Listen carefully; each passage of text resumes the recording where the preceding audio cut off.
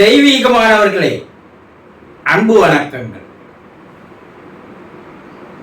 நம் நாட்டு யோகிகள், ரிஷிகள், முனிவர்கள், சித்தர்கள் அவர்கள் செய்திருக்கின்ற பணி இந்த உலகமே வியக்கும் வண்ணம் பல்வேறு செயல்களை செய்திருக்கிறார். இந்த உலகத்திற்கே கடவுளை காட்டியவன் தமிழ்நாட்டை சேர்ந்த சித்தர்கள் தான். நம்ம தமிழ்நாட்டில் 5 விதமான பஞ்சபூத ஸ்தலங்கள் என்று சொல்லக்கூடிய கோயில்கள் இருக்கிறது. ஒவ்வொரு பூதத்திற்கும் ஒரு கோயிலை கட்டினார்கள். அது ஏன் கட்டினாங்க, எதுக்காக கட்டினாங்க, அது எப்படி கட்டினார்கள் என்ற வரலாறுகள் எல்லாம் உங்களுக்கு தெரியாது. வயதானவர்களுக்கு தெரிந்திருக்கலாம், ஆனால் எல்லோருக்கும் தெரியறதுக்கு வாய்ப்புகள் இல்லை. கோயிலுக்கு போகிறோம் வரோம், அந்த கோயில் எப்போது கட்டப்பட்டது, எந்த காரணத்திற்காக கட்டப்பட்டது, யாரால் கட்டப்பட்டது, அந்த கோயிலில் இருக்கிற விசேஷ அம்சங்கள், மகத்துவங்கள், ரகசியங்கள் என்னன்னு தெரிஞ்சுக்கிட்டுல ஆர்வமே காட்டுவதில்லை. அதெல்லாம் தெரிஞ்சுக்கிட்டீங்கன்னா இன்னும் பக்தி அதிகமாக மாறும். அதுல சிதம்பரமும் ஒரு கோயில். இந்த சிதம்பர கோயில் உருவானதனுடைய வரலாறு, உண்மை என்னன்னு தெரிஞ்சுக்கலாமா? இந்த நடராஜர் உருவத்தை வணங்குறீங்கல்ல,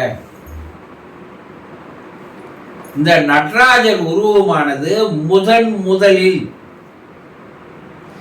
யாரால் உருவாக்கப்பட்டது? ஒரு ஆரம்பம் இருக்கணும் இல்ல. ஒரு செலவு அடிக்கணும்னா அதற்கு ஒரு ஓவியம் தேவை, அதற்கு ஒரு கற்பனை தேவை. அந்த ஓவியத்தில் விஞ்ஞானமும் மெஞ்ஞானமும் கலந்து இருக்கின்ற வகையிலே இருக்கணும். இதையெல்லாம் நம்முடைய சித்தர்களும் ஆதிகாலத்து மன்னர்களும் முயற்சி எடுத்ததனுடைய விளைவு தான் இன்றைய கோயில்கள், ஆலயங்கள். அப்படி வந்து நடராஜர் சிலை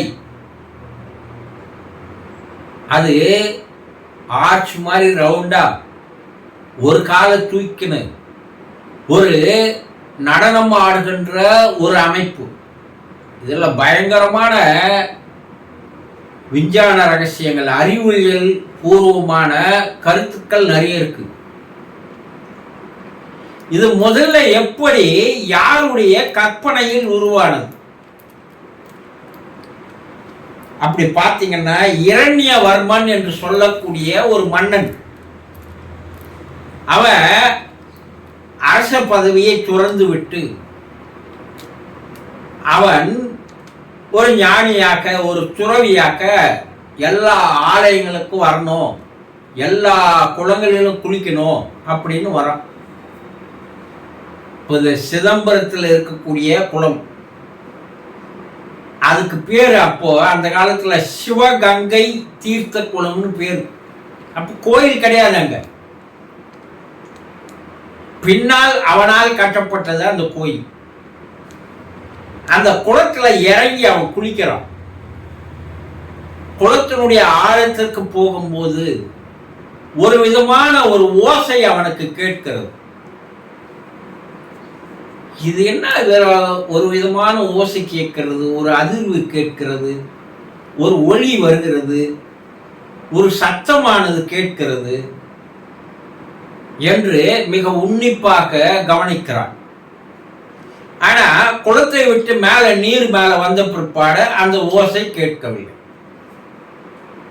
மறுபடியும் உள்ள போறான். அந்த ஓசையோடு அந்த குளத்தினுடைய தரையிலே ஒரு நிழலான ஒரு உருவமானது அவனுக்கு தெரிகிறது. இது என்ன உருவம் இது என்று மிக உன்னிப்பாக கவனிக்கிறான். அதை அவன் தன்னுடைய மனதிலேயே நிலைநிறுத்திக் கொள்கிறான். அந்த உருவத்தை, அந்த ஓவியத்தை. அதை குளத்தை விட்டு மேலே எழுந்து வந்தவுடன் அவன் நல்ல எக்ஸ்பர்ட் ஓவியன். அந்த காலத்து மன்னர்கள் எல்லாம் ஆயக்கலைகள் 64 கற்றவர்கள் சொல்லுவாங்க. அதுல ஓவியக்கலையெல்லாம் அவன் மிக தேர்ச்சி பெற்றவன். அவன் குளத்து மேலே ஏறி வந்த பிற்பாடு தான் அணிந்திருந்த வேட்டியை எடுத்து விரித்து வைத்து, இந்த காலத்துல எல்லாம் வெள்ளை வேஷ்டி தான், அதுக்கப்புறம் தான் வண்ணங்கள் கலர்கள்லாம் வந்தது. அந்த வேட்டியில் அங்க இருக்கின்ற செடிகளுடைய இலைகளை எல்லாம் கொண்டு வந்து கசக்கி அதையே ஒரு வண்ணமாக மாற்றி அவன் குளத்தின் கீழே பார்த்த மனதில் வைத்துக் கொண்ட அந்த ஓவியத்தை அப்படியே வரைஞ்சான். மிக அற்புதமான ஒரு உருவம் அது. இறைவனுடைய உருவம் அது. இந்த உருவத்துல பல்வேறு ரகசியங்கள் அடங்கி இருக்கிறது. அவனுக்கு ஒரு ஆசை, இந்த ஓவியத்தை சிலையாக வடித்தால் என்ன என்று அந்த ஊர்ல இருக்கிற சிற்பிகளை எல்லாம் அழைத்து, இந்த சிலையை எனக்கு தங்கத்தில் நீங்கள் செய்து தர வேண்டும் என்று கேட்கிறான். அந்த சிலை செய்கின்ற அந்த சிற்பிகளும் சரி என்று சொல்லி முழுமையான தங்கத்தில் அதை செய்வதற்கு முயற்சி செய்கிறார்கள். ஆனால் அந்த சிலையானது கூடி வரவில்லை. பல ஆண்டுகள் முயற்சி செய்து பார்க்கிறாங்க, சிலை வரவில்லை. இது போகருக்கு, சித்தருக்கு இந்த செய்தி தெரிகிறது.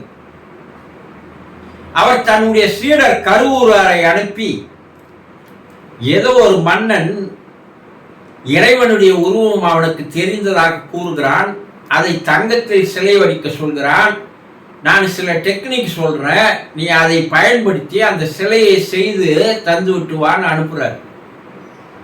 கருவூரார் வந்து நான் அந்த சிலையை செய்து தருகிறேன் என்று கூறி அவன் அந்த சிலையை செய்து தருகிறான். பார்ப்பதற்கு மிக அருமையாக கண்ணை கவரும் வகையிலே அந்த சிலை அமைந்திருக்கிறது. ஆனா அங்க ஏற்கனவே சிலையை செய்த சிற்பிகள், நம்மால முடியல, இவரால் எப்படி முடிஞ்சது? அப்ப இந்த சிலையில ஏதோ கலப்படம் செய்திருக்கணும், சந்தேகம் இருக்குதுன்னு மன்னர்கிட்ட கலப்புறாங்க. அப்ப அந்த சிலையை ஆராய்ச்சி செய்து பார்த்த போது தங்கத்தோடு செம்பும் கலந்திருந்தது. நான் முழுமையான தங்கத்துல இறைவனை செய்ய சொன்னேன், நீ கலப்படத்துல செய்யிட்டப்பா, உன்னை நான் சிறையில் அடைக்கிறேன்னு சிறையில் அடைச்சிடுறார் கருவூரார். போகருக்கு தெரிந்து வருகிறார். அவன் கருவூரான் என்று ஏன் பெயர் வைத்தார்னா, மற்றொரு தாயினுடைய கருவிலே வந்து அவன் மறுபடியும் பிள்ளையாக பிறக்காத, மறுபிறவி இல்லாத ஒரு நிலையை அடைந்தவர். அவரை நீ ஏன் சிறையில் அடைச்ச? இது போல கலப்படம் பண்ணி சிலையை செய்தார். அட மன்னா, முழுமையான தங்கத்தில் சிலை செய்தமையானால் அது வார்படத்தில் வராது. அதே நேரத்தில் அந்த சிலை பார்க்கிறவர்கள் கண்ணை குருடாக்கிவிடும். அதில் சிறிது கலப்பு இருந்தால்தான் அந்த சிலை கரெக்டா வரும். இது தெரியாத மடையன், இது தெரியாத சிற்பிகள், முட்டாள்களுடைய சங்கமத்தில் நீ இருக்கிற சொல்லிட்டு நீ அந்த சிலையை தான், நீ எவ்வளவு தங்கம் செலவு செய்யாதோ அதை நான் தர கூடிட்டு அந்த சிலையை எடுத்துக்கொண்டு கருவூராரை விடுவித்துக் கொண்டு போகர் போறார். இப்போ மன்னர் தான் செய்த தப்பை உணர்ந்து அவரிடம், மகரிஷி நான் தவறு செய்து விட்டேன், இந்த சிலையை எனக்கு தாருங்கள் என்று கேட்கிறான். அப்போ அவர் என்ன சொல்றாருன்னா, நான் சிலையை தரேன், இந்த இடத்தில் நீ ஒரு கோயிலை கட்ட வேண்டும், ஒரு அற்புதமான கோயில் ஒன்றை நீ கட்டணும், அது நான் சொல்ற அமைப்புல இருக்கணும். அப்படி நான் சொல்ற அமைப்புல நீ இந்த கோயிலை கட்டுறதா இருந்தா நான் தரேன் என்று கூறுகிறார். சரி நான் கட்டுறேன். 5 சபைகள் இதற்குள்ள இருக்கணும். இந்த சபையினுடைய அமைப்பு, வரப்படம், பிளான் எல்லாம் சொல்றார் போகர். கருவறை மேல நீ என்ன சொல்றாருன்னா 21,600 பொன்னாலான தகடுகளை நீ அது மேல வைக்கணும். அத 72,000 ஆணிகளால பிக்ஸ் பண்ணும். ஒரு ஆணி ஏறவோ குறையவோ கூடாது, தகடுகள் குறையவோ கூடாது என்று சொல்கிறார். சரி, அதே போல செய்யறாங்க. அது என்ன 21,600? அண்ணா, அங்கதான் யோக ரகசியம் இருக்கிறது. நாம் விடுகின்ற அந்த மூச்சினுடைய சுவாசத்தினுடைய கணக்கு ஒரு நாளைக்கு 21,600. அப்ப அந்த கருவறையிலே ஒரு பிராண சக்தியை உருவாக்குகின்ற ஒரு ரகசிய வித்தையை, கலையை அங்கே வைக்கிறார்கள். 72,000 ஆண் என்னன்னா நம்ம உடம்புல இருக்கக்கூடிய 72,000 நாடிகள் ஒரு மனிதனுடைய உண்மைத்தன்மையை கோயிலாக மாற்றுகிறார்கள். அதற்கு பேர் தான் அது பொற்சபை. ஆனா அந்த இடத்துல ஏற்கனவே சித்தர்கள் ஒன்று கூடி பேசுகின்ற இடம் அது.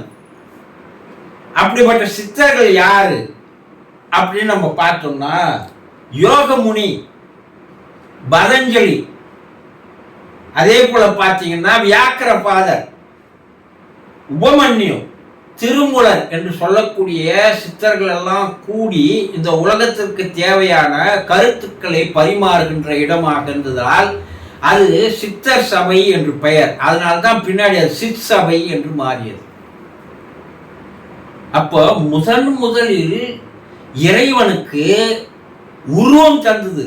அதுக்கு முன்ன உருவம் இல்லைன்னா அதுக்கு முன்ன இருந்தது, சிவலிங்கமாக இருந்ததை தவிர ஒரு மனித ரூபத்தில் உருவம் என்பது தோன்றிய வரலாறு கிடையாது.